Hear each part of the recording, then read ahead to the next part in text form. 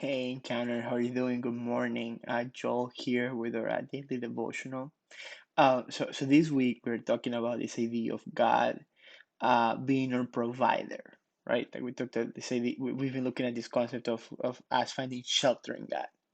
And one of the elements of us finding shelter in God is being able to believe that when we are under God's protection, that we're also under God's provision.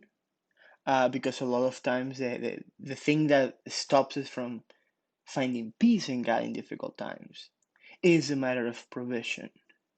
Of when we are in moments when we're vulnerable, one of the things that's affected by that is that usually we are the ones who like provide for ourselves, provide for our families. We have, jobs, savings, all sorts of things, and like a time like COVID right now, like throws a lot of that out of whack. And when we don't have the job, or when we don't have like the income or the savings, or when we're like in moments of financial instability, that creates this legitimate anxiety. And we can it becomes super hard to find peace in God when we're in the situation. So part of what we talked about is that if we're gonna find peace in God, we have to be able to trust that God is the ultimate provider for our lives. It doesn't mean that we don't have to work. It doesn't mean that we have to be irresponsible and not save or any of that. But what it means is that we recognize that our effort can only take us so far because we don't have ultimate control of what's going on. Precisely in a time like this, we have very little control about what's going on. And recognizing that, but then trusting that in the midst of that, God's going to provide for us. That's how we're able to find peace. Now, I'm gonna be honest with you. I hesitate talking about a topic like this. The reason being because the reality is that we all experience God's provision in different ways, right? Some of you are watching this and you're okay, you're doing fine, you have a good job, and you have savings, and COVID didn't affect your industry, so you're still getting your paycheck and you're fine. And some of you, you're kind of like, it's a little tight, and you have a job, but it's like pretty close. You're like paycheck to paycheck, and you're kind of like a little tense. So some of you, you may actually not have a job right now. Maybe you lost your job because of COVID, or maybe it's some other situation. And talking about provision, like it does create like a legitimate anxiety for you. And maybe you're looking around, worrying about how you're gonna provide for your family and what's gonna happen next month. And I don't want to minimize that.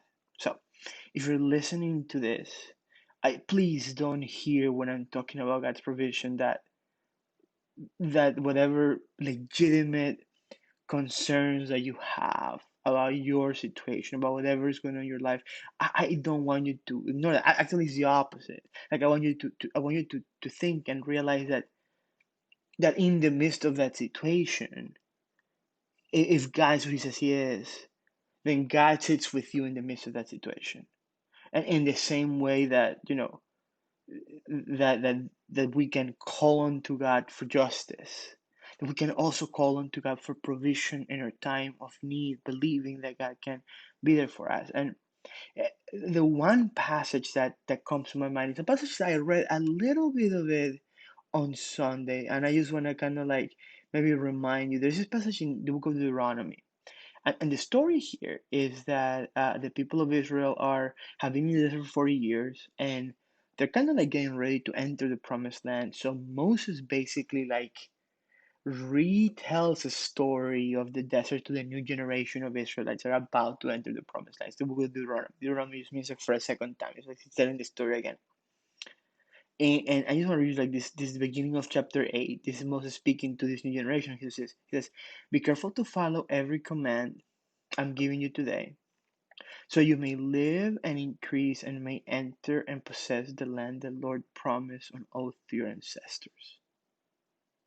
Remember how the Lord your God led you all the way in the wilderness these 40 years to humble and test you in order to know what was in your heart, whether or not you would keep his commands. He humbled you, causing you to hunger, and then feeding you with manna, which neither you nor your ancestors had known, to teach you that man does not live on bread alone, but on every word that comes from the mouth of the Lord. And then listen to this. It says, your clothes did not wear out, and your feet did not swell during these 40 years. There's something about that verse always spoken to me for some reason. Um, and I'll tell you why partially. I'm originally from Ecuador. My family came to the United States in 2006. My dad had started a church in Guayaquil, that's in Ecuador, home country, and through a mutual friend, basically, make a long story short, like he got offered this opportunity to plant the church in Maryland, and we all kind of packed up and came, and we didn't really know what to expect, and basically like had a house there, clothes and everything, and we couldn't bring most of that. We didn't have like a ton of money for the move, so we literally came into this country with the clothes on our backs. And we got here, and it's not like my dad was gonna make like this huge salary. It wasn't like a economically wise move to come to the United States. We came really because we thought that God was guiding us to come. And it's one of those crazy things, like this church in Glen Burnie, it's a town outside Baltimore, received us, and basically they knew that we had moved, and the pastor said, hey, they moved and don't have really any furniture or anything, so if anybody has anything extra, and like people would just show up to our little townhome that we were renting and just drop us stuff. Like somebody gave us a car, like a very old used car. The car got stolen from the parking lot of the church like in the first week. And then somebody gave us another car, again like a super old car, and so we had a car to get around. And people donated like couches and dressers, like all sorts of things. And it wasn't anything fancy. It wasn't anything luxurious. Most of the stuff didn't match. And like we lived like that for like a few years. And last year, my parents retired and went back to Ecuador. And I remember driving them to the airport and just like, being with them and then kind of like seeing them off. I remember thinking about that passage. Like I was saying, like, yeah, you were in the desert. It might not be the best, fanciest life, but I kept you. I sustained you. Your feet did not swell and your clothes did not wear out. I've always thought about like those first years that we lived here in the United States. We really didn't have much. And I don't want to compare our situation with anybody. Like maybe you have a much more difficult situation, but I've always thought about how like in the midst of maybe not having a lot, God provided for us, and we made it. A lot of times we want to see as the evidence of God's provision, maybe because of bad theology or whatever, we want to see as the evidence of God's provision like a lot of extravagance. A lot of times the evidence of God's provision is that we're still around. I don't know what the status of your bank account is. I don't know what your status of your job situation is. Chances are that you probably would like to be in a better situation, because we all would. And I'm not saying that if you're living in difficult situations, it doesn't matter. But what I want you to just maybe realize for a second is, if you're listening to me right now, you're still around. Maybe it hasn't been easy. Maybe it's been very difficult. But God has sustained you. Your feet did not swell, and your clothes did not wear out. And listen, there's more to the dimension of God's provision, and we're going to look at it and talk about it. So it's not only this.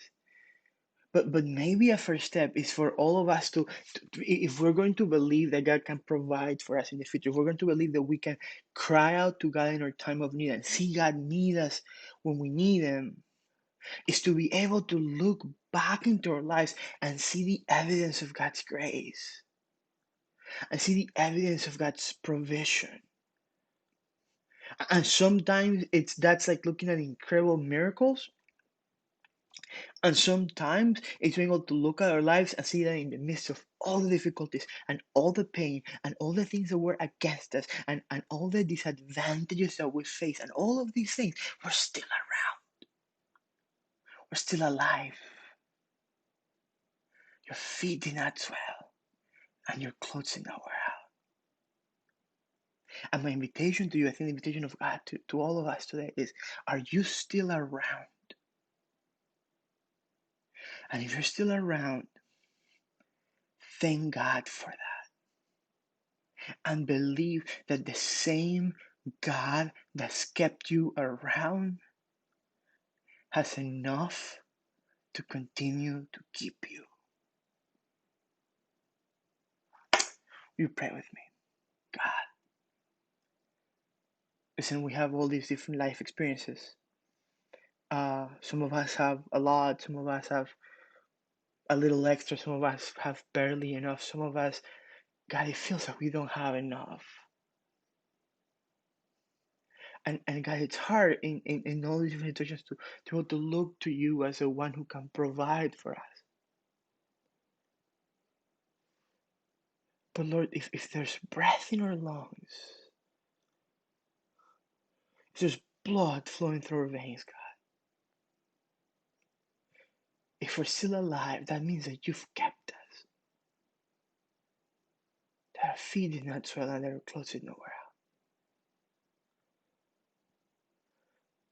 So God, God, would you continue to keep us? God, we thank you for keeping us. God, forgive us for the times that we forget that we fail to see your presence in the midst of difficulty. Open our eyes to how you've been always providing for us, how you've kept us, God. Thank you for that. In the name of Jesus, I pray. Amen. Hey guys, thank you so much for tuning in, and I'll see you tomorrow. Grace and peace.